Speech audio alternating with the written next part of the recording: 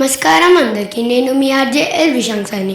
ఈరోజు నేను గణపతి చవితి గురించి చెప్పబోతున్నాను. ముందుగా మీ అందరికీ గణపతి చవితి శుభాకాంక్షలు. ఈ పండుగను గణేష్ చతుర్థి అని కూడా అంటారు.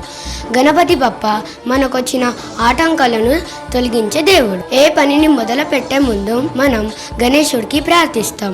ఆయన మనకు జ్ఞానం, బుద్ధి, విజయాన్ని ఇస్తాడు. ఈ పండుగల్లో ప్రజలు గణేశుడి విగ్రహాలను ఇళ్లల్లో మరియు పందిళ్లలో ప్రతిష్ఠిస్తారు. ఆకులతో, పూలతో, దీపాలతో అలంకరిస్తారు. గణేశుడికి ఇష్టమైన మోదకాలు, ఉండ్రాళ్ళు నైవేద్యంగా పెడతారు. కొన్ని రోజుల పూజ తర్వాత గణేశుడిని నీటిలో నిమజ్జనం చేస్తారు. ఈ విధంగా ఆయనకి గౌరవంగా వేడుకలు చెప్తాము. వినాయక చవితి మనకు మంచి పాఠం చెప్తుంది.